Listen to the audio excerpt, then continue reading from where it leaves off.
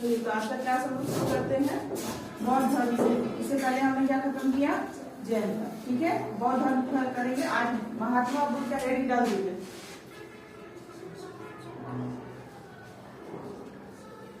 महात्मा बुद्ध, ठीक है, इनके बारे में कुछ इम्पोर्टेंट डिस्कशन हम लोग करेंगे। और नंबर कीजिए इसको।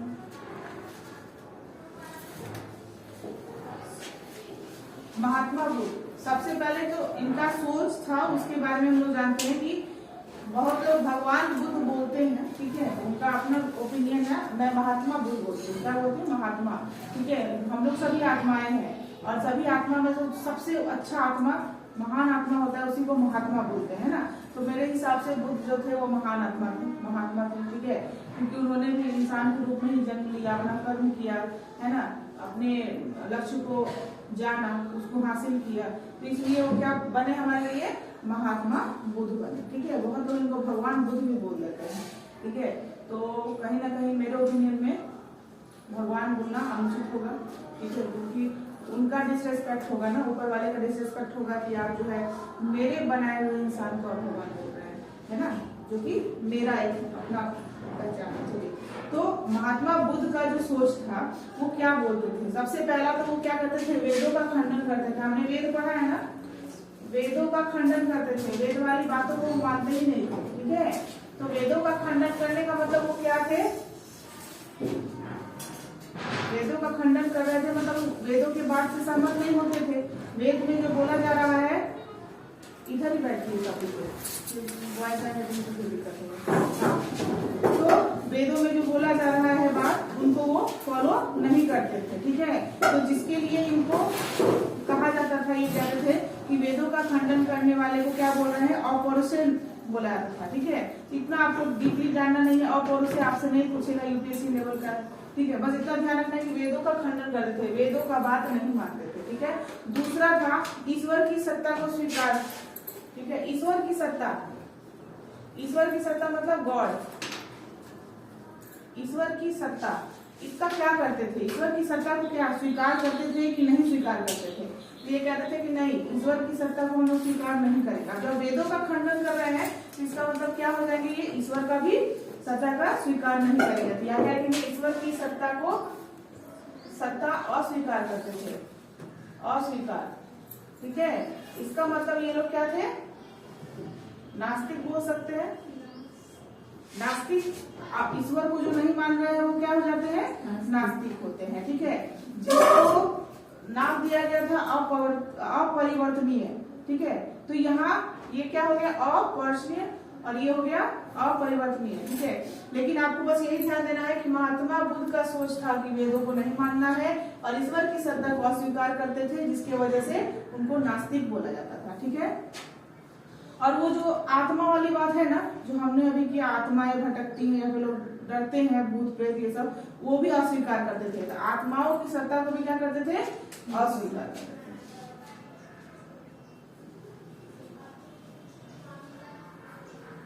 आत्मा की सत्ता को भी क्या करते थे, अस्वीकार, स्वीकार नहीं करते थे। ठीक है, तो कहते थे कि आत्मा ऐसा कुछ नहीं होता है। ठीक है, जिसको ये लोग नाम देते थे चेतना प्रवाह, चेतना प्रवाह। ये इनका मानना था कि ये सारा हमारे सोच में होता है, हम लोग जो सोचते हैं ना वही हमारे दिमाग में बस जाता है और वही चलता है। अब आप दिन रात भूत प्रेत ये सब के बारे में सोचते रहिएगा तो रात में सपने में वही आएंगे, है ना, ईश्वर नहीं आएंगे। तो यहाँ क्या है, चेतना प्रवाह है। चेतना मतलब मेमोरी, है ना, मेमोरी का फ्लो है ये, आप जैसा सोचेंगे वैसा ही होगा। इसलिए वो क्या करते थे, आत्मा की सत्ता को स्वीकार नहीं करते, अस्वीकार करते थे। और लास्ट था जो प्राकृतिक नियमों से दुनिया चलती है, ये मानते थे। क्या मानते थे, लास्ट ये मानते थे कि प्राकृतिक नियमों से दुनिया चलती है। ये तो सही है, प्राकृतिक नियमों से दुनिया चलती है, ये मानते थे।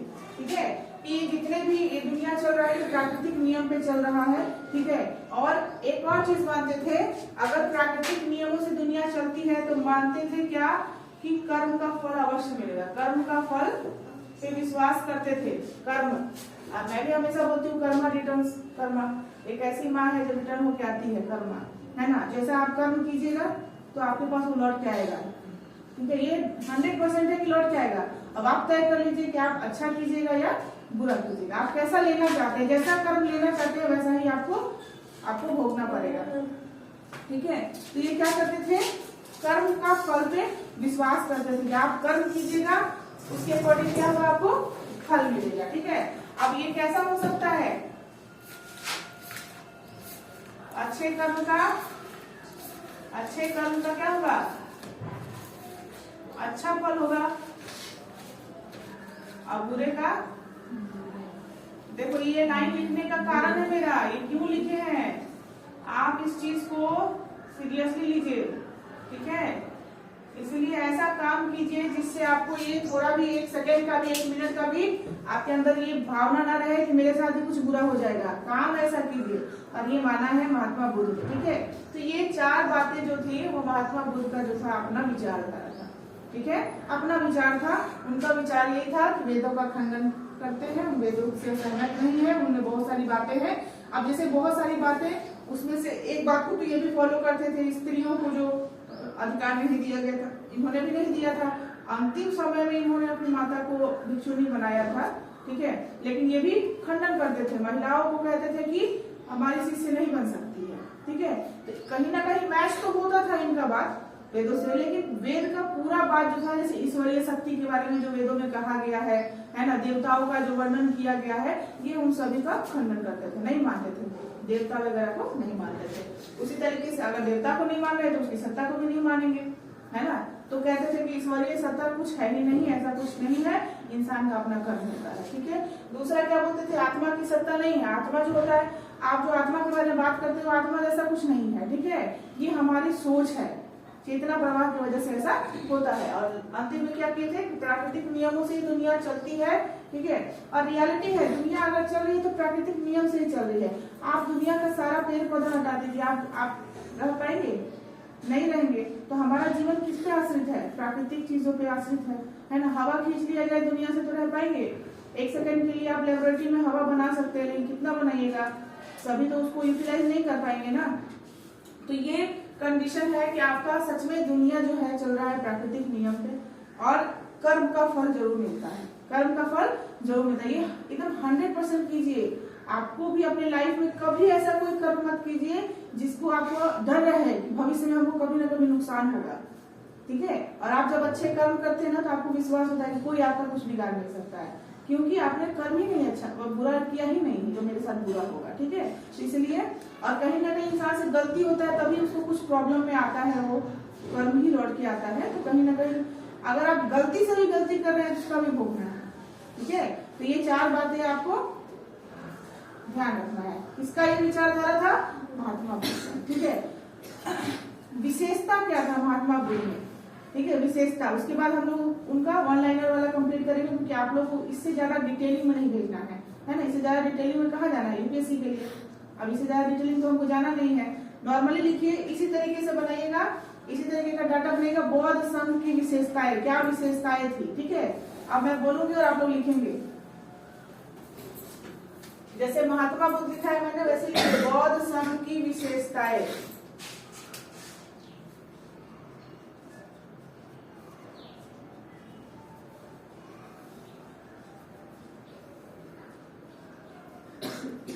ऐसे करके और ऐसे दे देना है, जैसे जैसे मैं बोलूंगी पहला नंबर लिखना है आपको, ठीक है। पहला विशेषता होगा, पहला विशेषता लिखिए जाति भेद और लिंग भेद, जाति भेद और लिंग भेद।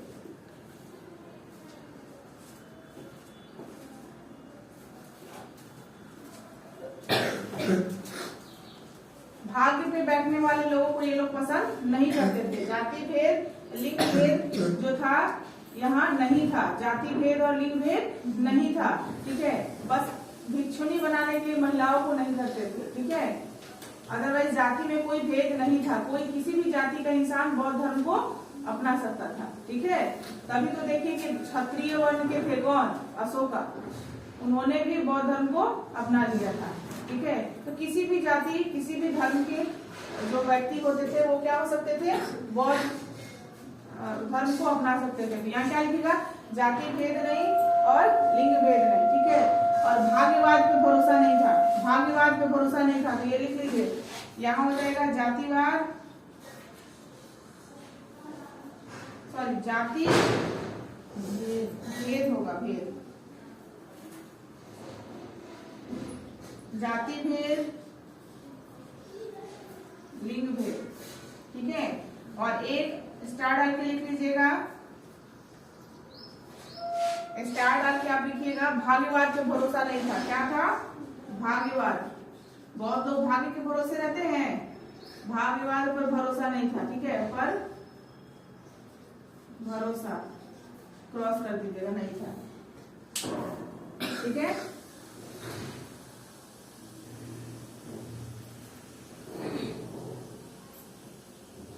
जो संघ में आ गए उनके बीच में, जो संघ में इंटर हो गए उनके बीच में समानता का अधिकार होता था। क्या होता था, तो संघ के भीतर क्या लिखेंगे, संघ के भीतर, संघ के भीतर मतलब संघ के अंदर जो है समानता का अधिकार था, समानता का अधिकार था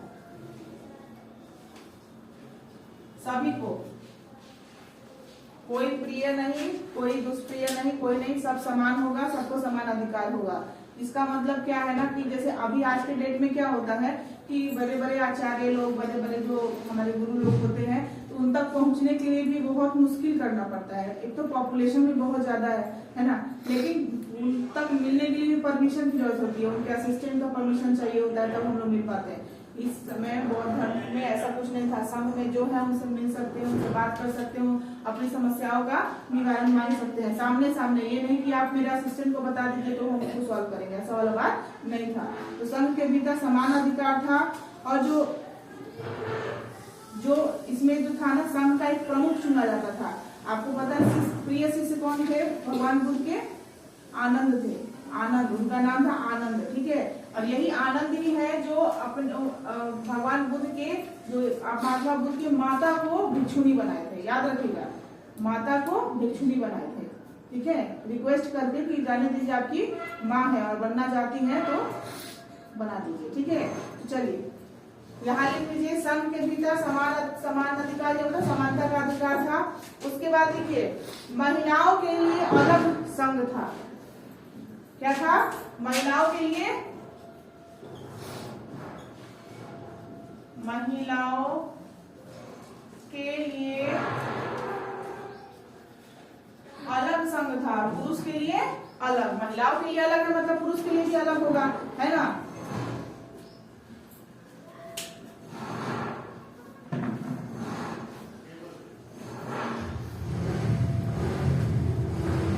अब इसमें पता है लास्ट में वो नियम डाल दिए थे, इसमें डाल दी थी इस संघ में आने के लिए कौन कौन से आप में गुण होने चाहिए। ठीक है, आप में कौन कौन सा गुण नहीं होना चाहिए, ये होना चाहिए। ठीक है, तो वो लिखिए, इसमें गुण को थोड़ा सा लंबा जाएगा, ऐसे करके लिखिएगा।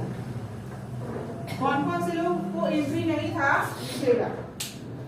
अपराधी, अगर आपने किसी प्रकार का अपराध किया है तो आप बौद्ध संघ में नहीं आ सकते हैं, अपराधी नहीं आ सकते थे। लिख लिए।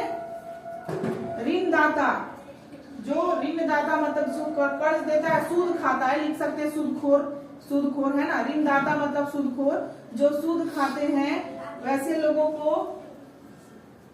और पता है रियलिटी है कि आज भी जो बौद्ध धर्म को अपनाते हैं, बौद्ध धर्म के लोग होते हैं, वह सूद नहीं लेते हैं किसी चीज का। मतलब हेल्प के लिए पैसा अगर दे दिया ना तो उतना ही पैसा वापस लेंगे, वो जो इंटरेस्ट होता है ना वो नहीं लेते हैं। ठीक है, ये रूल है और बहुत ही अच्छा रूल है। आप किसी दोस्त का भी हेल्प कर रहे हैं तो भी उस समय आप क्या करते हैं कि ठीक है बैंक आपको 8% पे देता है, हम आपको 5% पे देंगे, लेकिन लेते हैं, लेकिन नहीं लेना चाहिए। ठीक है, रियलिटी है कि कोई इंसान एक तो बहुत मजबूर था जो आपसे पैसा लिया है, उसके बाद उसका आप इंटरेस्ट जो उससे ले रहे हैं, कितना बेचारा परेशान होगा, है ना। आप उसको मदद थोड़ी ना किए। कहने को दुनिया भर में ढिंडोरा पीटिए कि हम मदद किए थे, उसको जरूरत था तो 1 लाख रुपया दिए थे, है ना। अब पता चल रहा है कि 1 लाख का बताइए 5% के 10 में निकाल लीजिएगा तो कितना हो जाएगा। गरीब आदमी देगा, वो तो मुसीबत में था तो तुमसे हेल्प मांगा। अगर उसको इंटरेस्ट देने लायक पैसा होता तो तुमसे मांग नहीं आता। तो अपराधी को एंट्री नहीं था, ऋणदाता मतलब सूदखोर को एंट्री नहीं था, और दूसरा रोगी को भी एंट्री नहीं था। अब रोगी है, कठिन इसमें तपस्या करना होगा, बहुत सारा चीज फॉलो करना होगा, वो फॉलो हो नहीं पाएगा उससे, है ना।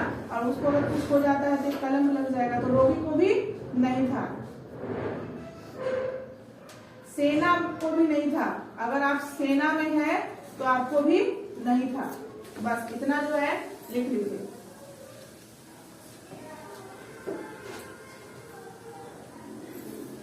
ठीक है,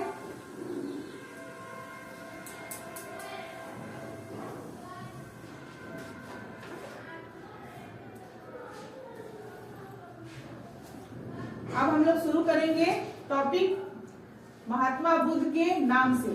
ठीक है, जन्म और नाम से। तो अब आप लिखेंगे महात्मा बुद्ध का, फिर से ऐसे हेडिंग डालेंगे महात्मा बुद्ध और एक लाइन ऐसे कर देंगे, उसमें अब हम लोग लिखते जाएंगे। ठीक है, इस तरीके का महात्मा बुद्ध लिखकर यहाँ और एक लंबा सा लाइन दे दीजिए और हम लोग उसके बारे में लिखते जाएंगे महात्मा बुद्ध, और ऐसा हेडिंग डालिए।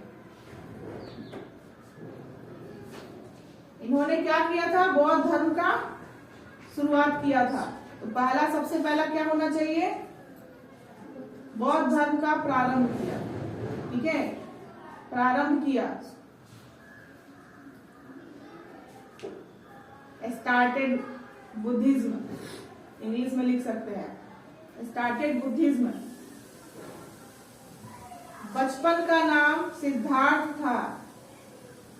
हमारे क्लास में भी एक बैठा है सिद्धार्थ, देख भी नहीं रहा है सिद्धार्थ। तो बचपन का नाम क्या था इनका? सिद्धार्थ। इनका जन्म 563 ईसा पूर्व, मतलब 563 ईसा पूर्व हुआ था। ठीक है, 563 ईसा पूर्व। ईसा पूर्व का मतलब समझ गए थे ना? जीसस क्राइस्ट के जन्म से इतना वर्ष पहले की बात हो रही है, मतलब 0 से इतना पहले की बात हो रही है ना। तो 563 ईसा पूर्व क्या हुआ था? जन्म हुआ था। अब जन्म का स्थान लिखिए, जन्म का स्थान लिखिए लुम्बिनी, लुम्बिनी कपिलवस्तु, नेपाल। लुम्बिनी कपिलवस्तु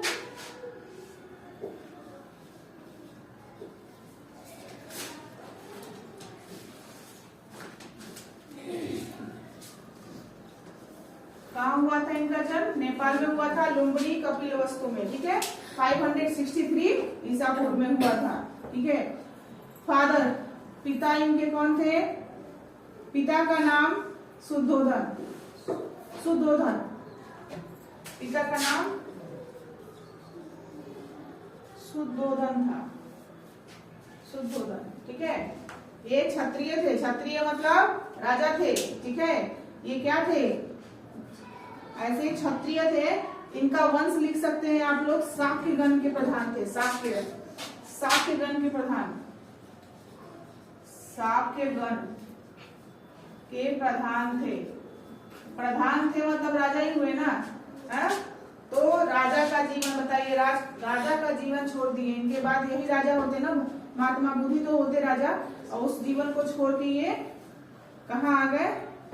संन्यास ले लिए, है ना। ज्ञान प्राप्त करने के रास्ते पे निकले, नॉट संन्यास का नहीं बोल सकते हैं, ये ज्ञान प्राप्त करना चाहते थे। ज्ञान प्राप्त करने के लिए इन्होंने गृह त्यागा था, है ना। बाद में इन्होंने सन्यासी रूप पूरा जीवन बिताया है, लेकिन सबसे जब इन्होंने घर त्यागा था तो सबसे पहले इनके मन में क्या था? ज्ञान की प्राप्ति, असली ज्ञान की प्राप्ति चाहिए थी, है ना। चलिए, तो जब पिता का नाम लिख लिए तो माता का भी नाम जरूरत है कि नहीं है? लिखिए, माता का नाम, इनकी माता का नाम महामाया, महामाया कोलिया वंश की थी। इनकी मृत्यु के बाद वो बनी थी।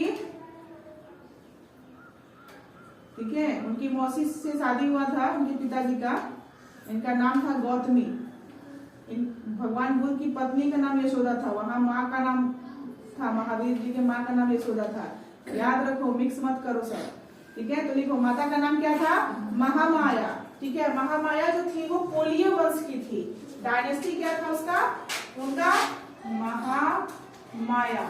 ठीक है, कोलिय वंश की थी, कोलिय वंश, कोलिय वंश की थी। देख लो आप, तुम देख लो। तो कोलिय वंश की थी और इनकी मृत्यु हो गई। क्या हो गई, इनकी मृत्यु हो गई, जिससे जो राजा सुधोधन थे उन्होंने विवाह किया इनकी बहन से, मतलब महात्मा बुद्ध की मौसी से। तो उनका नाम लिख लीजिए, नेक्स्ट लाइन में लिख लीजिए। माता की मृत्यु के बाद पिता ने मौसी से विवाह किया। हंस रहा है सब। आज तनु के चेहरे पे रौनक नहीं है, कोई कुछ छीन के खा गया क्या? हाँ? तो मारा है कोई? इसका इतना हिम्मत, जरूर कुछ बात है। कब फूट गया क्या? पक्का कुछ तो बात है, कोई तो कुछ बोला है। ठीक है, तो मृत्यु के बाद इनके पिता ने मौसी से विवाह किया। मौसी के नीचे नाम लिख दीजिए, मौसी के नीचे नाम लिखिए गौतमी। गौतमी लेकिन बहुत अच्छा मानती थी, बहुत ज्यादा प्यार करती थी इनसे, बहुत ज्यादा इनको मानती थी। पालन पोषण सब इन्होंने ही किया है। ठीक है, महात्मा बुद्ध का पालन पोषण बहुत अच्छे तरीके से, अपने माँ से भी अधिक प्रेम देकर उनको पाला पोसा। ठीक है, और इतना प्रेम था उनसे कि अंतिम तक बेचारी गिड़गिड़ा के आखिरकार बौद्ध भिक्षु बनी ही थी, बने थे। ठीक है, क्योंकि उनको अपने पुत्र के साथ रहना था। सोचो, अपनी माँ से भी ज्यादा प्रेम कहा जाएगा इसको, है ना, कि बहुत ज्यादा वो मतलब वहां तक पहुंच गई जहां ये इनकार कर रहे हैं कि हम किसी भी महिला को बौद्ध भिक्षुणी नहीं बना सकते हैं, लेकिन फिर ये आनंद के पास जाती हैं, आनंद से रिक्वेस्ट करती हैं, आग्रह करती हैं, तब वो मनाते हैं और दिलवाते हैं। बहुत ज्यादा इनका जो है ना, गौतमी का सैक्रिफाइस बहुत बड़ा है। अपना बच्चा जन्म नहीं होने देती है ताकि इसका प्रेम जो है बटे नहीं। आगे भी है, देखिए गौतमी का कहानी पढ़िए, हम लोग भूल जाते हैं। ठीक है, जो मेन कैरेक्टर में होता है उसके बारे में सब जानता है, और जो जिनकी सैक्रिफाइस से वो मेन कैरेक्टर बना है ना, उनके बारे में पढ़ना भूल जाते हैं। जैसे कि अगर आपको पढ़ना है सैक्रिफाइस, तो महात्मा बुद्ध की पत्नी का पढ़िए, यशोदा का पढ़िए। क्या उन्होंने सैक्रिफाइस किया, जिस उम्र में उनको फैमिली के साथ खुश रहना था, बच्चों के साथ खुश रहना था, उस उम्र में उनके पति उनको छोड़ के चले जाते हैं, वो भी बिना बताए। वो यशोदा ने बोला भी है ना कि आप, मुझे तकलीफ इस बात का नहीं कि वो छोड़ के गए, मुझे तकलीफ इस बात की है कि मुझे बताना जरूरी नहीं समझा, है ना। तकलीफ उनको इस बात की थी, अगर वो मुझे बताते तो मैं भी उनके निर्णय में सहमत होती, साथ देती, है ना। तो ये तकलीफ है। ठीक है, इस चीज को यशोदा के बारे में पढ़िए, आप लोग पढ़ सकते हैं कि उसकी बारे, वो सैक्रिफाइस उसका हुआ ना, उसका भी तो सैक्रिफाइस हुआ, वो भी तो वो हल्ला करती कि भाई कैसे छोड़ दिए, शादी किए हैं, बच्चा है, कौन देखेगा, किसके भरोसे छोड़ के जा रहे हैं, अगर ऐसा करना था तो शादी नहीं करते, बोलता ना, लेकिन वो बेचारी चुप रह गई। एक और है, भरत लक्ष्मण जब जा रहे हैं तो क्या नाम था उनका, उर्मिला, उनकी पत्नी का नाम उर्मिला था ना, उनको छोड़कर गए हैं, वो प्रण ले ली है, एक ही जगह खड़े रह गई, उनका सैक्रिफाइस कौन जानेगा। तो सैक्रिफाइस हम लोग जो होता है ना, जो मेन लीड में होते हैं, बस उसके बारे में हम पढ़ के छोड़ देते हैं, लेकिन रियल हम में जीने का तरीका तो जिन्होंने उनको मेन हीरो बनाने के लिए सैक्रिफाइस किया वो होता है, उनसे हम लोग को असल जीने का तरीका पता चलता है। ठीक है, तो लिख लिए, गौतमी के बारे में इतना अच्छा हो गया। गौतमी कौन थी, सौतेली माँ थी। ठीक है, महात्मा बुद्ध की हो गया।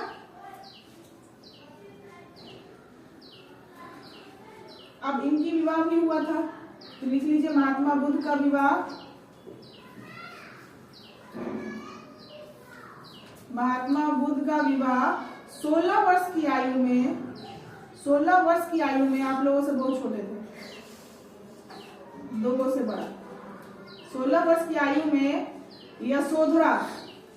यशोधरा नामक अति सुंदर स्त्री से हुआ।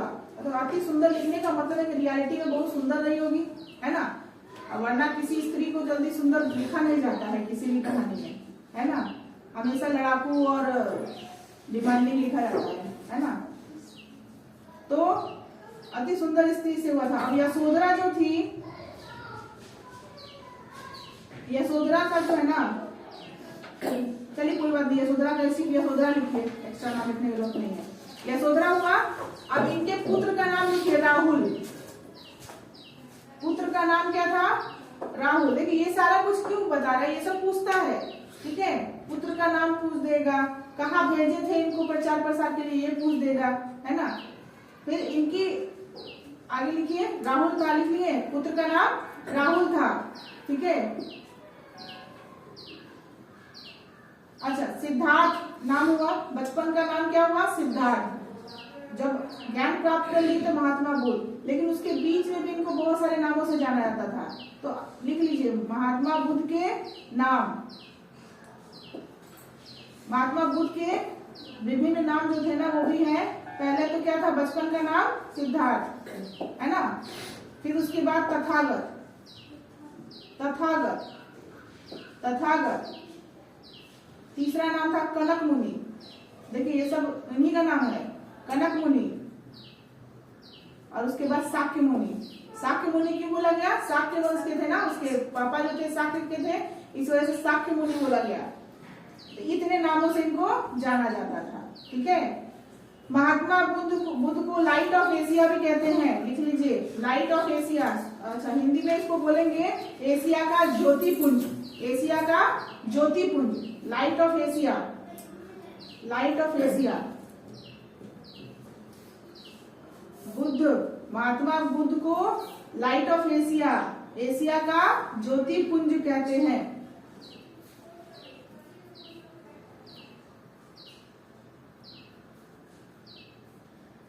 अच्छा, इनके जीवन का जो ये घर त्याग करने का, ज्ञान प्राप्त करने का, ये शुरुआत कैसे हुआ? अचानक से तो नहीं आया होगा सपना कि चलो घर छोड़ देते हैं ज्ञान। कुछ तो ऐसा देखे होंगे ना, कुछ तो इन्होंने महसूस किया होगा, लाइफ में देखा होगा, जीवन में देखा होगा, जिसके बाद इनको एहसास हुआ कि नहीं भाई हमें क्या करना चाहिए, भाई घर छोड़ना पड़ेगा। अगर हमें ज्ञान चाहिए तो घर छोड़ना पड़ेगा। और ये जो सारे समस्याएं लोग झेल रहे हैं वो हमको भी झेलना ही है। वो मेरा डायलॉग नहीं था, ठीक है, बाद में थोड़ा सा ध्यान कि जब मृत्यु आएगी तो मरना मुझे है, जब मृत्यु आएगी तो मरना मुझे है, तो जीने के लिए दूसरे का परमिशन क्यों लो? जीऊंगी ठाट से, क्यों सुनो किसी का, है ना। सीधी सी बात है, मेरा भी यही सोच है कि जब मरेंगे तो अकेले तो हमें को मरना होगा ना, तो जीने के लिए हमको लोग क्यों चाहिए, है ना। अपने लिए करना है। मैंने बहुत ही अच्छा एक कविता भी लिखा है आप लोगों को, नेक्स्ट इसके बाद सुना दूंगी। और उस खुद के लिए लिखा है, आप लोग सबके लिए हो जाएगा, कि पर्सनली अपने लिए ये सोचना है जीवन में बस 2 काम करना है। पूरा कविता बाद में सुना दूंगी, 2 ही लाइन सुना दूंगी। 2 जीवन में 2 ही काम करना है, खुद को बनाने का और खुद से प्रेम करने का। उसके बाद का काम अपने आप होगा, उसके बाद डिटेल बताएंगे आप लोगों को। लेकिन याद रखना है, ये लाइफ का मोटो होना चाहिए आपका, खुद को बनाने का काम और खुद से प्रेम करना। यही 2 काम आपको मुख्य रूप से करना है। इसके अलावा अगर आप कुछ ज्यादा फोकस करके कर रहे हो, ये 2 काम नहीं कर रहे हैं, तो आप एक दिन अकेले रह जाएंगे, आपके लिए कोई करने वाला नहीं है, ठीक है। और आप बस उस समय आपका डायलॉग होगा सुकून चाहिए, शांति चाहिए, मिलेगा नहीं, आप अंदर से खाली नहीं, ठीक है। चलिए, बहुत ज्यादा हो जाता है ये सब पढ़ाने में, डायलॉग बहुत ज्यादा हो जाता है। तो इनके साथ क्या हुआ था, जब एक दिन ये राज्य में भ्रमण करने निकले थे, घूमने। अब राजा के पुत्र थे तो भाई राजकुमार है तो वो तो घूमेंगे, देखेंगे मेरे राज्य में क्या हो रहा है क्या नहीं। तो निकले ना, तो इनको 4 लोगों से मुलाकात हुई थी, ठीक है। अब पहला इनको मिला था गरीब, ठीक है। पहला कौन मिला? गरीब। दूसरा मिला बीमार व्यक्ति, ठीक है। गरीब को भी देखे तो देख रहे हैं पैसे के लिए परेशान है, इसके पास सुविधाएं नहीं है ना। उसके बाद आगे बढ़े तो बीमार व्यक्ति मिल गया, तो कह रहे हैं, इनके दिमाग में आ रहा है कि अगर ये बीमारी झेले तो हम भी तो झेलेंगे, शरीर है तो बीमारी तो झेलेंगे, है ना। इनके दिमाग में आया कि मतलब क्यों, ऐसा क्यों होगा, ठीक है। उसके बाद आया उनको वृद्ध व्यक्ति, बुढ़ापा भी आएगा, सच्चाई है। उन्होंने कहा कि पहले क्या दिखा, पैसा, सब कुछ क्या है, पैसा है। तो इसके पास पैसा नहीं तो गरीब है ना। शरीर है तो बीमार है ना। वृद्ध भी होंगे, सब सच्चाई है। बुढ़ापा तो सबका आएगा। और एक तरह से बुढ़ापा सबसे मुझे याद आ रहा है कि सभी बूढ़े लोगों का बात मत मानिए, सभी बूढ़े लोगों का बात मत मानिए, इसके लिए हमको बहुत ताना मिलेगा, समझ रहे हैं। सभी बूढ़े लोगों का बात मत मानिएगा, क्योंकि मूर्खों को भी बुढ़ापा आता है। अच्छा लगे ना, याद रखिएगा, ठीक है। हाँ, अभी किसी ने कह दिया कि बूढ़े लोगों को बहुत एक्सपीरियंस होता है, तजुर्बा होता है, उनसे सीखिए। अरे भाई, बूढ़े लोग जब आपने कहा तो मूर्ख लोग भी तो बूढ़े होते हैं, तो हम उनसे जाए तजुर्बा सीखने की। आपने कितना मूर्ख किया है बताइए, हम भी करते हैं, ऐसा नहीं होगा ना। कितना उल्टा सोचते हैं ना हम, उल्टा सोचते हैं लेकिन सही जाते हैं, है ना। चलिए आगे, उनको वृद्ध व्यक्ति मिला, उसके बाद क्या मिला, शव। शव मतलब मृत्यु किसी का हुआ होगा, लेकर जा रहे थे, है ना। हाँ, पांच लोगों से मिले थे, सॉरी 5 लोगों से मिले थे। 5 फिंगर पे याद रखना है, गरीब, उसके बाद बीमार, वृद्ध, शव और लास्ट में मिला सन्यासी। ठीक है, अब ये सारी चीजें 4 लोगों तक मिले ना। शव को देखे तो भाई मृत्यु भी तय है, बुढ़ापा आया तो मृत्यु भी तय है ना। तो ये सब परेशानी दिखे, इनके आसपास में सभी कोई रोते नहीं दिखे, सब कोई रोते हैं। लेकिन जैसे वो क्या किए, सन्यासी से मिलते हैं तो उनसे देख रहे हैं कि उनमें अलग ही एक संतुष्टि है, अलग ही मतलब खुशी है, उनमें कोई बेचैनी नहीं है, ना पैसे का मोह है, ना जीवन का मोह है, कुछ भी मोह नहीं है, ना बीमारी उनके पास आ रहा है। तो उन्होंने तय किया कि मुझे भी ज्ञान प्राप्त करना। उन्होंने पूछा कि ये रूप आपने कैसे हासिल किया है, तो ज्ञान से। तो उन्होंने कहा कि मुझे भी ज्ञान प्राप्त करना है ना। वहां से इनका जीवन परिवर्तन हुआ। तो भाई आयु भी तो कम थी, 16 वर्ष में शादी हो गई, है ना, पत्नी बच्चे भी हो गए। शादी हुई तो पत्नी हुई तो बच्चा हो गया, लेकिन अकल तो मैच्योरिटी नहीं हुआ ना। लेकिन इनको उस समय ध्यान आया कि नहीं, मेरा जीवन यहाँ है ही नहीं, है ना, यहाँ मैं कुछ करने के लिए रहा ही नहीं हूँ, मेरा यहाँ जीवन संभव ही नहीं है, सन्यासी ही मेरा जीवन है और असल ज्ञान प्राप्त करने का ही मेरा। तो ये जो जिन्होंने जो ज्ञान प्राप्त किया और जिसकी वजह से इनको किसी चीज से भय नहीं है, ना पैसे का भय है, ना बीमार होने का भय है, ना मृत्यु का भय है ना। और ये इनको मृत्यु भी आएगी तो मोक्ष की प्राप्ति होगी, है ना। तो ऐसा जीवन चाहिए, इनके मन में आ गया। तो ये याद रखिएगा, किन किन लोगों से मुलाकात हुई थी तो लिख लीजिए। राज्य में नगर भ्रमण के दौरान, देखिए अवस्था तो बोलते हैं 4 ही अवस्थाओं से वो परेशान हुए थे, 5वां तो सन्यासी से वो प्रसन्न ही हुए थे ना। तो 4 अवस्थाओं को ही डिस्कस किया जाता है, गरीबी, बीमार, शव, ये क्या बोलते हैं, शव और वृद्ध। यही 4 लोगों से देखकर वो घबरा गए थे। 5वें से तो खुश हुए थे ना कि हमको ऐसा करना है। तो 4 अवस्थाएं लिखिए कि भ्रमण के दौरान वे 4 अवस्थाओं, ठीक है,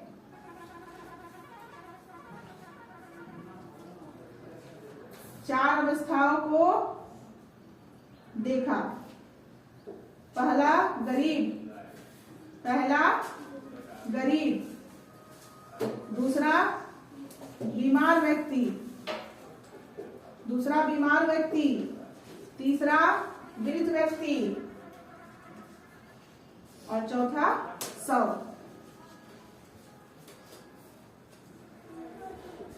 इन सब के बाद, दूसरा लाइन में लिख लेना, इन सब के बाद उन्होंने सन्यासी को देखा,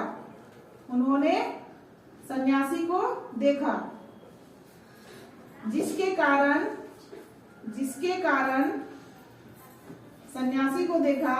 कारण मन में वैराग्य मतलब गृह त्याग। वैराग्य मतलब क्या होता है, वैराग्य का मतलब होता है गृह त्याग, ठीक है, जिसके कारण उनके मन में वैराग्य की भावना उत्पन्न हुई, गृह त्याग करने की भावना उत्पन्न हुई। और उन्होंने गृह त्याग भी किया। गृह त्याग करने के समय वो 29 वर्ष के थे। कितने वर्ष के थे, 29 ईयर्स के थे, 29 वर्ष के थे। मतलब उन्होंने अपनी पत्नी और बच्चों के साथ कितना जीवन बिताया, 16 में विवाह हुआ और 29 में उन्होंने त्याग दिया। कितना, बोलो, 13 साल। ठीक,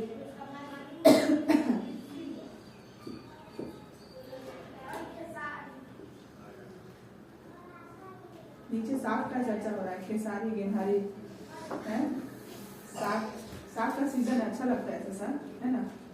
इधर का डिपार्टमेंट पूरा गायब ही हो गया।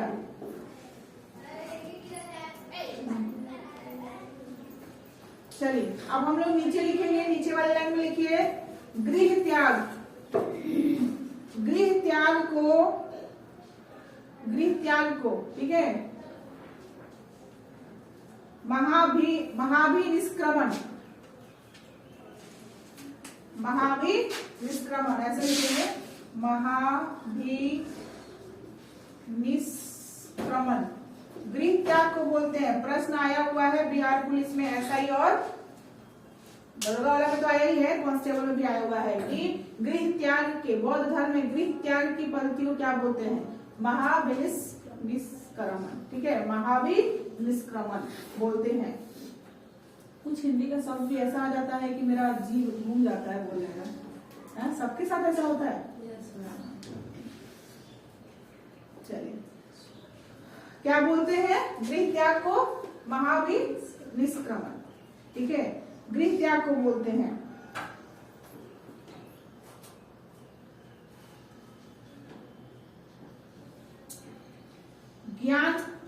ज्ञान जो है, ज्ञान में योग दर्शन, ज्ञान में इन्होंने योग दर्शन 2 जगह से सीखा था। योग दर्शन में क्या लिखा है? योग दर्शन ऐसे करके, योग दर्शन ऐसे करके, और 2 जगह से ऐसे करके लिखिएगा योग दर्शन, ठीक है।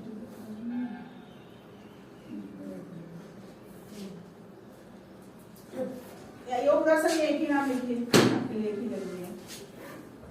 योग दर्शन जो है आपको कहां से प्राप्त हुआ था? इनको रुद्रकराम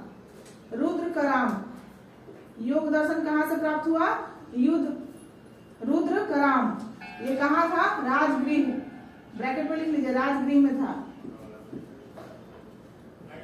और दूसरा चीज इन्होंने ज्ञान में लिखा सांख्य दर्शन, दूसरा ज्ञान सांख्य दर्शन, सांख्य दर्शन।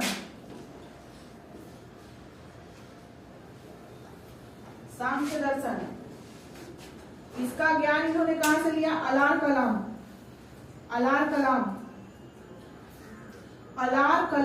ये कहां है? वैशाली में है, ठीक है, वैशाली में है।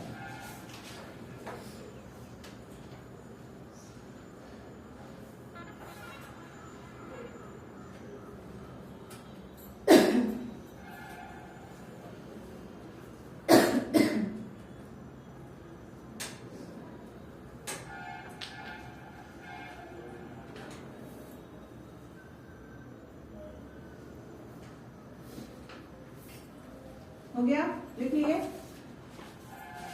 इसके बाद महात्मा बुद्ध जो है ना अपने 5 मित्रों के साथ सारनाथ में तपस्या करने लगे, ठीक है। 6 वर्ष लिखना नहीं है, सारनाथ में तपस्या किए 6 वर्ष तक का, ठीक है। लेकिन 6 वर्ष तक तपस्या करने के बाद भी इनको अंदर से शांति नहीं मिल रहा था, समझ में नहीं आता, तो उनको वहां एक कन्या से मुलाकात हुई, ठीक है। तो उस कन्या ने बोला कि जो सितार होता है ना, सितार, तो उसका तार जो होता है अच्छा ध्वनि कब उत्पन्न करेगा, वो समझाती है, बता रही है।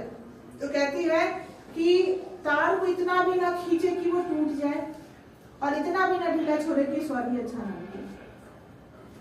तो इससे भगवान बुद्ध क्या समझ रहे हैं कि कठोर तपस्या से नहीं होता है ना। कठोर तपस्या से अपने आप को हम खींच रहे हैं, कठोर तपस्या से क्या कर रहे हैं? अपने आप को खींच रहे हैं, और एक दिन आएगा कि हम टूट जाएंगे, लेकिन सही काम हमसे हो नहीं पाएगा। तो ये जैसे उन्होंने कन्या के मुंह से ये बात सुना, सितार के तार वाला, तो वो सारनाथ से निकल गए। सारनाथ से कहाँ चले गए? उरुबेला पहुंच गए। सारनाथ में मतलब वहां से निकल के उरुबेला पहुंच गए, ठीक है, और वहां तपस्या करना शुरू किया उन्होंने, ठीक है। तपस्या भी ऐसा नहीं करते थे कि मतलब कठोर, दिमाग में चल रहा था ना कि लड़की ने बोला था इतना भी तार नहीं खींचना है कि टूट जाए, और इतना भी ढीला नहीं छोड़ना है कि सुर अच्छा ना निकले। तो इसका मतलब है कि तपस्या इतनी भी कठोर नहीं होनी चाहिए कि हमको ही नुकसान हो जाए, तो ज्ञानी कौन प्राप्त करेगा, और इतना भी लूज नहीं छोड़ना है कि अपना टारगेट ही भूल जाए कि हमें ज्ञान प्राप्त करना है। तो उन्होंने क्या किया? उर्बेला जाकर तपस्या करने लगे, ठीक है। तो उर्बेला कहाँ है? गया में है। कहाँ है? गया में, याद रखिएगा, ठीक है। तो पहला तपस्या उन्होंने शुरू तो किया कहाँ से? सारनाथ से। लेकिन जो मुख्य रूप से तपस्या था वो कहाँ शुरू किया? उर्वेला गया में, जिसको अभी हम लोग बोध गया के नाम से जानते हैं। ठीक है, जिस जगह पे पेड़ है, आपको दिखाया था ना, पेड़ जो है वो पेड़ उर्वेला के नाम से फेमस है। वो जगह जो है उर्वेला के नाम से फेमस है। ठीक है, अब लिख लीजिए, बुद्ध को ज्ञान की प्राप्ति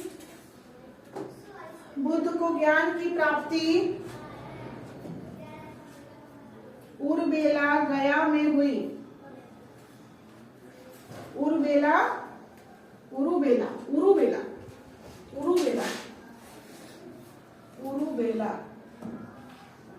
उरुबेला कहाँ है? गया। और अब गया को किस नाम से जानते हैं? बोध गया के नाम से जानते हैं। ठीक है, तो उरुबेला गया में निरंजना नदी बुद्ध को ज्ञान की प्राप्ति उरुबेला गया में निरंजना नदी। और पता है निरंजना नदी किस नाम से फेमस है? फल्गु नदी के नाम से। याद रखिएगा, निरंजना नदी फल्गु नाम कहते हैं। ठीक है, अब ये नदी नहीं दिखती है। ठीक है, ये नदी सूख गई है, फल्गु नदी। ठीक है, तो निरंजना नदी के तट पर पीपल के वृक्ष के नीचे हुआ प्राप्त। ठीक है, पीपल के वृक्ष के नीचे। महावीर को किस वृक्ष के नीचे हुआ था? साल मतलब बरगद, साल मतलब बरगद के वृक्ष के नीचे। अब बुद्ध को किसके नीचे हो रहा है? पीपल। ठीक है, पीपल के वृक्ष के नीचे। ठीक है, क्या हुआ? ज्ञान की प्राप्ति हो गई। और दिन कौन सा था? दिन भी पूछा हुआ है कांस्टेबल वाले में। दिन पूछा है कि जिस दिन ज्ञान की प्राप्ति हुई थी उस दिन कौन सा था, और इसलिए उस दिन को बुद्ध पूर्णिमा के नाम से भी फेमस है। बुद्ध पूर्णिमा सेलिब्रेट करते हैं लोग। तो उस दिन था वैशाख का पूर्णिमा का दिन। वैशाख पूर्णिमा, वैशाख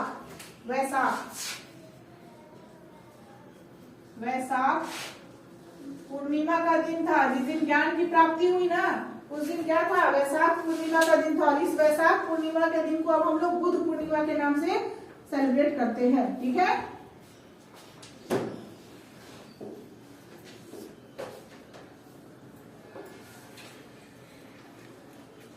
और वृक्ष का नाम क्या कहलाता है? वृक्ष का नाम क्या डाला गया? पीपल का वृक्ष के नीचे तो थे, लेकिन आप उस वृक्ष को किस नाम से जानते हैं? महाबोधि वृक्ष। क्या बोलते हैं? पीपल के वृक्ष के नीचे लिख लीजिए, महाबोधि वृक्ष बोलते हैं। महाबोधि वृक्ष। और गया का नाम क्या हो गया? बोध गया। ठीक है, तो जैसे इनको ज्ञान की प्राप्ति हुई, देखिए सबका नाम बदल गया है। फल्गु नदी निरंजना नदी हो गई, पीपल का वृक्ष महाबोधि वृक्ष हो गया, और उसके बाद गया जो है बोध गया हो गया, है ना। तो ये सारा बदलाव हुआ। असल बात क्या था? वैशाख पूर्णिमा के दिन को ज्ञान की प्राप्ति हुई थी। ठीक है, चलिए। और ज्ञान की प्राप्ति के बाद ही क्या कहलाए थे? महात्मा बुद्ध कहलाए थे। ठीक है, महात्मा बुद्ध कहलाए थे। बुद्ध का अर्थ क्या होता है? नाम जो बुद्ध है, बुद्ध का अर्थ क्या होता है? ज्ञान संपन्न व्यक्ति। बुद्ध का मतलब क्या होता है? ज्ञान संपन्न व्यक्ति। इस बुद्ध का मतलब है ज्ञान संपन्न व्यक्ति। जो व्यक्ति ज्ञान से संपन्न है उसको बुद्ध कहते हैं। चलिए, अब हम लोग पॉइंट वाइज लिखेंगे। पहला पॉइंट लिखिए, पॉइंट वाइज लिखेंगे। पहला उपदेश सारनाथ। पहला उपदेश सारनाथ। लेकिन आपको पता है सारनाथ में कोई नहीं गया था उनका उपदेश सुनने, उनके बस दोस्त पहुंचे थे, मित्र। इसीलिए मैं कहती हूँ ना कि जो है आप लोग ही कीजिए मेरे लिए, है ना। मैं दूसरों से नहीं बोलने जाऊंगी। आप जो कीजिएगा ना वो ईमानदारी वाला आप जो मेरे लिए कीजिएगा ना वो ईमानदारी वाला काम होगा, है ना। क्योंकि आप मुझे जान रहे हैं, रियलिटी समझ रहे हैं। दूसरे खुद ब खुद आएंगे, आप लेकर आइएगा, मुझे पता है। ठीक है, तो यही चीज है। इन्होंने जो पहला उपदेश दिया था ना अपने दोस्त को दिया था, मित्र को दिया था, बाकी लोग नहीं थे वहां पे। ठीक है, पहला उपदेश कहाँ दिया था? सारनाथ में। और किसको दिया था? मित्र को, दोस्त को। अभी भी ऐसा कंडीशन है, कोई जब नहीं सुने तो दोस्त को बैठा लो, अपना सारा कहानी बताओ जबरदस्ती। दोस्त नहीं भी सुनना चाहेगा तो कह चुप बैठ सुन। होता है ना ऐसा। चलो, आज दो आदमी का सर्कल पे 12 बजा हुआ है। एक ये, एक कृतिका, हाँ खत्म हो गया कल 14 तारीख। अच्छा आज 15 है, ब्रेकअप होता है क्या आज? देखो अब हंसते हैं सब। चलो अब दिन अच्छा हो जाएगा, कसम से मना रहता है तो अच्छा नहीं लगता है। पहला उपदेश कहाँ दिए थे? सारनाथ में अपने मित्रों को दिए थे, ठीक है। सर्वाधिक उपदेश, दूसरा लाइन में लिखे सर्वाधिक उपदेश, सबसे ज्यादा उपदेश कहाँ दिए थे पता है? कौशल देश में। कौशल, उस समय गणराज्य को देश कहते थे, ठीक है। कौशल, ठीक है। कौशल देश का एक राजधानी था, ठीक है। कौशल देश की राजधानी लिखिए, कौशल देश की राजधानी श्रावस्ती। श्रावस्ती में दिया जानते हैं ये इंपॉर्टेंट क्यों है? क्योंकि ये प्रश्न बार बार पूछा गया है। कोई ऐसा साल नहीं है जिसमें मतलब पूछा नहीं जाता है, किसी भी एग्जाम में जरूर पूछता है, ठीक है, चाहे कोई भी एग्जाम हो। तो श्रावस्ती लिख के, श्रावस्ती लिखिएगा ऐसे, श्रावस्ती लिख दीजिएगा और इसमें लिखिएगा यहाँ पर पाली भाषा में दिए थे। सबसे इंपॉर्टेंट पूछता है किस भाषा में दिए थे? पाली भाषा में उपदेश दिए थे। किस भाषा में दिए थे? पाली भाषा में, ठीक है।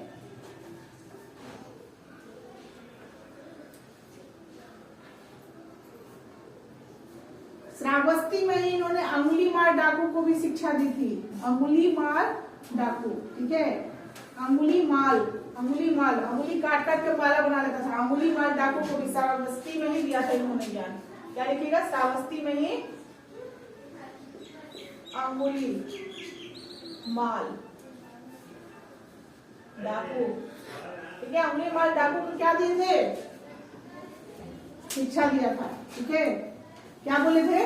जाओ तुम जो ये कर्म कर रहे हो, जाकर अपने परिवार के सदस्यों से पूछो कि क्या इस कर्म का जो फल मिलेगा उसमें आप मेरा साथ देंगे, साझेदारी होगा? तो वो बड़ा घमंड से गया, क्यों नहीं होगा, हम इतना लेकर जाते हैं तो सबको क्या करते हैं, उन्हीं का तो भरण पोषण के लिए करते हैं, उन्हीं का सुख सुविधा के लिए करते हैं, तो सुख में साथ देगा सब, दुख में नहीं देगा। तो बोलते ठीक है जाओ तुम, मैं यही हूँ, मैं कहीं नहीं जाऊंगा, तुम जाओ और जाकर पूछ कर आओ। तो ये सबसे पूछते हैं, माँ से पूछते हैं, पत्नी से पूछते हैं, बच्चे से पूछते हैं, सब बोलता है क्यों? ये तो आपका कर्तव्य है। अब आप कहीं से कैसे पैसा ला रहे हो, आपका दिक्कत है ना। आप गलत काम कर रहे हैं तो आप भोगेगा, हम लोग क्यों भोगेंगे? इनका हो जाता है हृदय परिवर्तन। भाई साहब कोई नहीं है, माँ पत्नी बच्चे सब बोल रहे हैं कि जो बुरा कर्म का फल आएगा वो आपको भोगना है, इसमें तो मेरा कोई साथ ही नहीं देगा और सब मेरा ही दोष दे रहा है। तुम गलत किए तो तुम ना गलत हुए, हम लोग थोड़ी ना गलत हुए। अपराध का तुम अपराध किए तो तुमको सजा मिलेगा, हम लोग को क्यों मिलेगा? सबको। तब ये लोग इन्होंने, ठीक है। तो अंगुलीमाल डाकू की कहानी भी पढ़ लीजिएगा आप। नेक्स्ट लाइन में लिखिए सबसे प्रिय शिष्य। सबसे प्रिय शिष्य, सबसे प्रिय शिष्य किसकी चर्चा हो रही है? महात्मा बुद्ध की हो रही है। तो महात्मा बुद्ध के शिष्य है ना, तो सबसे प्रिय शिष्य आनंद तथा उपाली।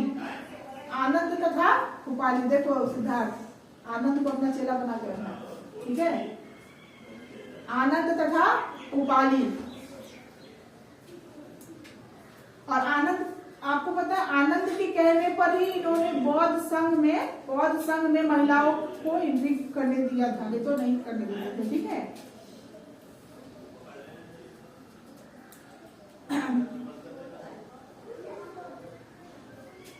बौद्ध धर्म अपनाने वाली पहली महिला, बौद्ध धर्म अपनाने वाली पहली महिला, पहली महिला का नाम लिख लीजिए गौतमी। सौतेली माँ जो थी इनकी गौतमी। और दूसरी महिला का नाम, पहली महिला गौतमी और दूसरी महिला आम्रपाली थी। आम्रपाली, आम्रपाली। पहली तो सब, पहली महिला सब याद करेगा ना कि उनकी माँ थी, तो ली थी, है ना। आनंद ने करवाया था, मतलब जबरदस्ती समझा बुझा के कि भाई नहीं, महिलाओं को भी एंट्री होना चाहिए। लेकिन दूसरी महिला कौन थी? आम्रपाली थी। बौद्ध धर्म अपनाने वाला पहला पुरुष,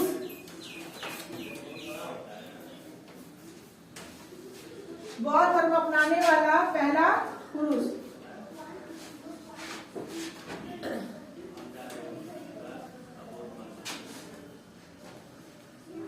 तपियू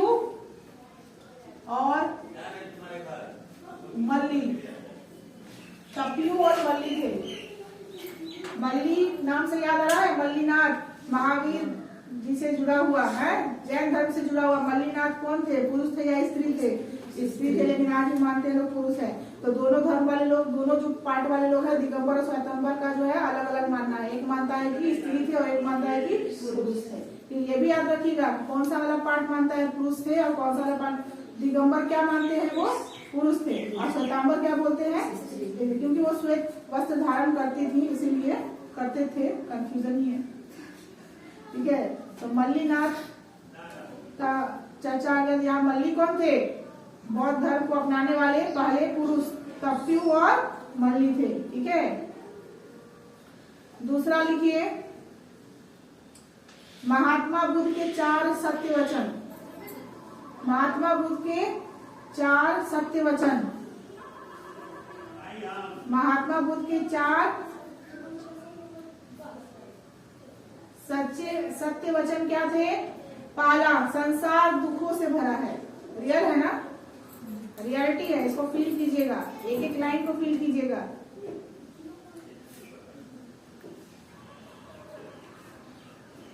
संसार दुखों से भरा है। दूसरा है, सभी के दुखों का कोई न कोई कारण अवश्य है। बिना कारण तो दुखी कोई नहीं होगा ना। अगर दुख से भरा है तो सभी के दुख का कारण होगा। और जो कोई पूछे कि क्या बात है, ऐसा क्या हो रहा है, और कुछ नहीं बोलने वाले जो होते हैं ना, भूल जाते हैं कि हम लोग सब जानते हैं। ठीक है, कारण तो है, बिना कारण तो कोई दुखी होगा नहीं। ठीक है, तीसरा क्या है? दुख का सबसे बड़ा कारण है इच्छा है। इच्छा ही नहीं रहेगी तो दुख नहीं होगा, है ना। तो दुख का सबसे बड़ा कारण इच्छा है। और सबसे मोस्ट इम्पोर्टेंट बात ये है, अच्छा, अगर हम लोग अपने इच्छा पे कंट्रोल कर ले तो दुख कम हो सकता है, खत्म कर सकते हैं हम लोग। अपनी इच्छा पे कंट्रोल जो कि होता नहीं है जल्दी, इच्छाओं पे कंट्रोल तो होता नहीं। हमेशा लगता है कोई मेरी बात माने, है ना, मैं जो बोल रहा हूँ वही होना चाहिए, मुझे जो चाहिए वो अभी चाहिए। इच्छा ही तो है ये ना, मैं ये बनना चाहता हूँ, मैं ये करना चाहता हूँ, नहीं हो पा रहा है तो ये, तो इस पे हम लोग कंट्रोल कर लेंगे। इच्छाएं रुक नहीं सकती है, कंट्रोल जरूर कर सकते हैं। इच्छाएं तो इंसान के मन में ही बांधी जाती है ना, लेकिन कंट्रोल करना सीख सकते हैं ना। तो सबसे अंतिम और चौथा यही था कि इच्छा पर नियंत्रण पाया जा सकता है, और यही जो है इनके धर्म में सिखाया भी गया है, और हम लोग भी करते हैं, मेडिटेशन वगैरह करते हैं। तो इच्छा पर नियंत्रण पाया जा सकता है। ये 4 सत्य वचन उन्होंने बोला था, जिसको सभी ने माना था। कोई ऐसा व्यक्ति नहीं था जिन्होंने कहा हो कि नहीं ये गलत कह रहे हैं। ठीक है, तो ये 4 वचन आपको ध्यान रखना है। 4 वचन कौन कौन सा था? संसार दुखों से भरा है, सभी दुखों के कारण कोई कारण अवश्य है, और दुखों का सबसे बड़ा इच्छा है, और इच्छा पर नियंत्रण किया जा सकता है। ठीक है, उसके बाद इन्होंने अष्टांगी मार्ग निकाला था। अष्टांगी मार्ग, तो नया हेडिंग डालिए, अष्टांगी मार्ग। अष्टांगी मार्ग मतलब फोल्ड पाथ। अष्टांगी मतलब एक फोल्ड पाथ, 8 जो रास्ते थे उन्होंने बताया था। ठीक है, अष्टांगी या एक फोल्ड पाथ, अष्टांगी।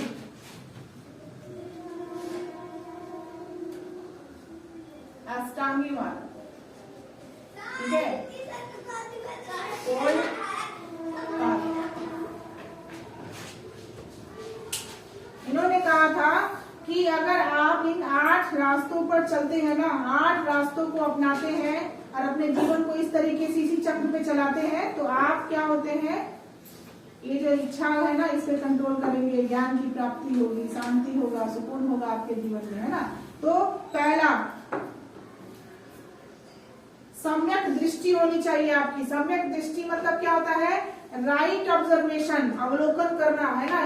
किसी चीज को देखकर ऑब्जर्व कर लेना कि ये कैसा है, पॉजिटिव है या नेगेटिव है, या इसके साथ क्या हो रहा है, भावनाओं को समझो, है ना। तो सम्यक दृष्टि होनी चाहिए। सम्यक दृष्टि मतलब राइट ऑब्जर्वेशन। लिख दो या आप लोग लिख लेंगे, सम्यक लिख दे एक बार। सम्यक, ठीक है, सम्यक मतलब राइट होता है। क्या होता है? राइट।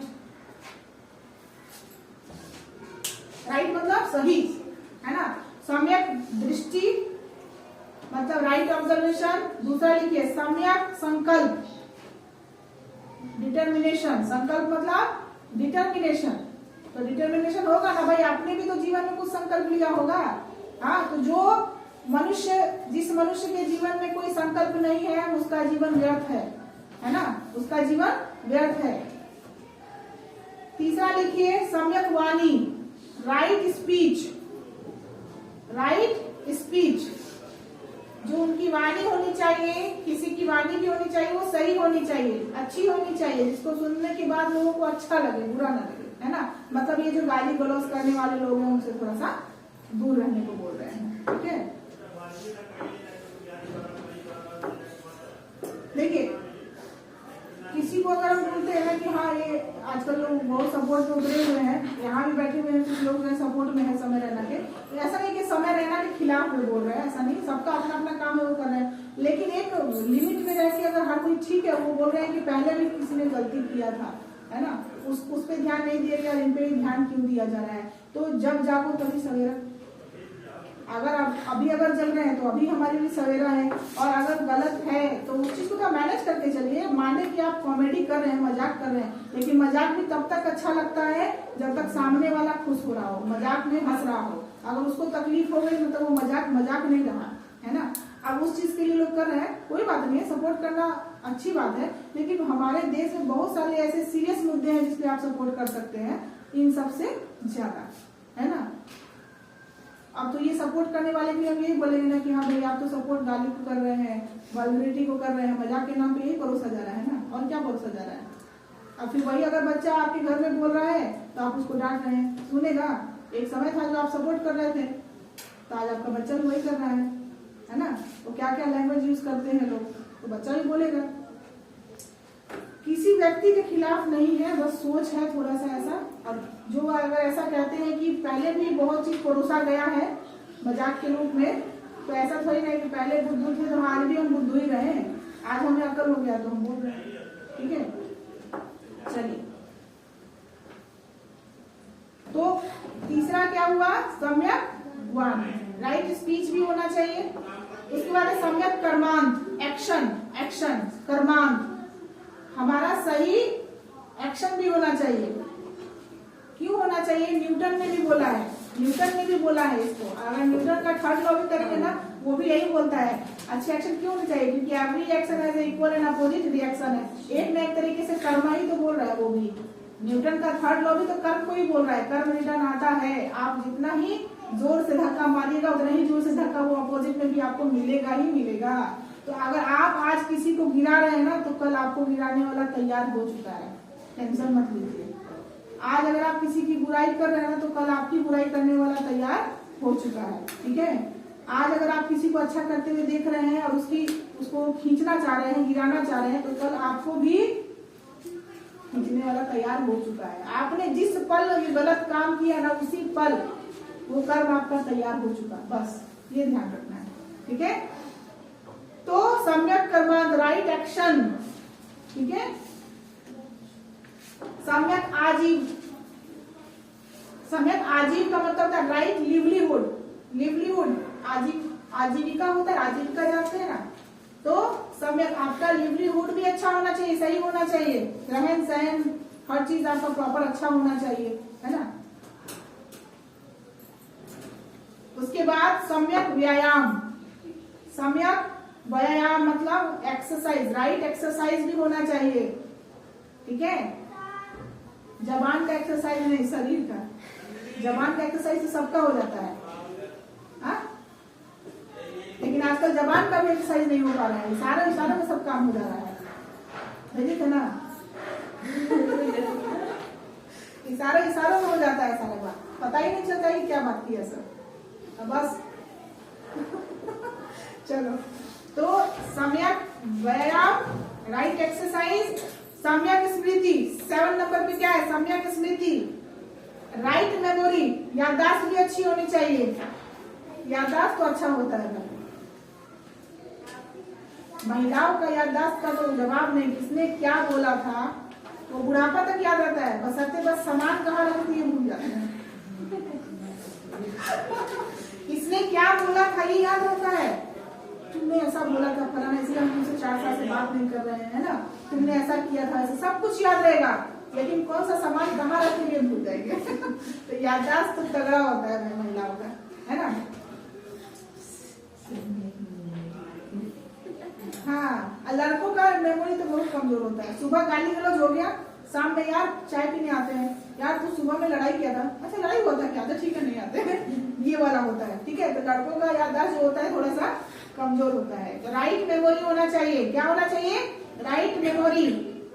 उसके अंतिम है, अंतिम आपको पता है, समाधि, सम्यक समाधि, सम्यक समाधि जिसको कहते हैं राइट मेडिटेशन। मेडिटेशन भी होना चाहिए, ठीक है। तो लाइफ में क्या होना चाहिए, मेडिटेशन। और मेडिटेशन के लिए तो आप लोग को मोटिवेट भी करते हैं ना, अरे नहीं 1 घंटा नहीं कर सकते, आधा घंटा नहीं कर सकते, 10 मिनट का रोज निकाल लीजिए अपने लिए, है ना। तो मेडिटेशन भी होना चाहिए। तो यही 8 जो है चक्र आपको फॉलो करने हैं। अगर आप फॉलो करते हैं तो जीवन में आपको ज्ञान की भी प्राप्ति होगी, शांति भी मिलेगा, और अपने लक्ष्य को बहुत ही अच्छे, बहुत ही जल्दी आप प्राप्त कर लेंगे, है ना। जैसे महात्मा बुद्ध ने ज्ञान की प्राप्ति की, वैसे ही आप भी अपने लक्ष्य की प्राप्ति कर लेंगे, ठीक है। तो ये जो पथ दिए गए हैं, इससे क्या होगा, इच्छाओं का नियंत्रण होगा ना। ये जो हमने अष्टांगिक मार्ग जो पढ़ा है, इससे हमारी इच्छाओं पर नियंत्रण होगा, और आप इच्छाओं में नियंत्रण हो गया तो इसका मतलब आप दुखों से दूर हो जाएंगे, है ना, मुक्त हो जाएंगे, आपको कोई दुख परेशान नहीं कर सकता है, ठीक है। तो अब पॉइंट में लिखिए, महात्मा बुद्ध पुनर्जन्म पर विश्वास करते थे। महात्मा बुद्ध पुनर्जन्म पर विश्वास करते थे। पुनर्जन्म मतलब फिर से जन्म होगा आपका, है ना। आज अगर आपका कोई इच्छा पूरा अधूरा रह गया ना, पूरा नहीं हो पाया, तो अगले जन्म में आपका जरूर पूरा होगा, ठीक है। तो बहुत अच्छा एक सीरियल निकला था, उसमें दिया था अगले जन्म वो है बिटिया ही कीजो, ऐसा बोला था। लेकिन अब उस डायलॉग को बदल के मैं बोलती हूँ, अगले जन्म तो है बिटिया कीजो। मतलब आज जो बेटे के रूप में है, उनको बेटी का रूप मिले और दोनों को समझ में आए। ऐसा नहीं है लड़कों का भी समस्या है, लड़की का भी समस्या है, तो दोनों एक दूसरे का समस्या समझे कि क्या है। जब तक ये दोनों नहीं समझेंगे एक दूसरे का तकलीफ, समाज में सुधार नहीं होगा, है ना। तो ये क्या करते थे, पुनर्जन्म पे विश्वास करते थे। पॉइंट आ रहा है बच्चा, पॉइंट आ रहा है। वो लोग पुनर्जन्म पे विश्वास नहीं करते थे, ये कर रहे हैं पुनर्जन्म पे, ठीक है। आगे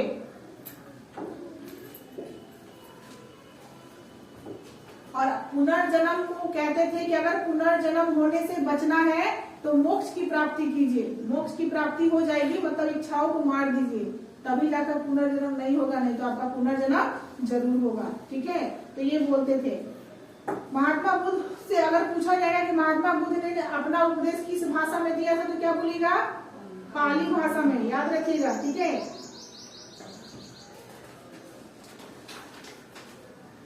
अष्टांगी मार्ग लिखवा दिए। हाँ, एक आप लिखिए, महात्मा बुद्ध ने अपने अनुयायियों ऐसे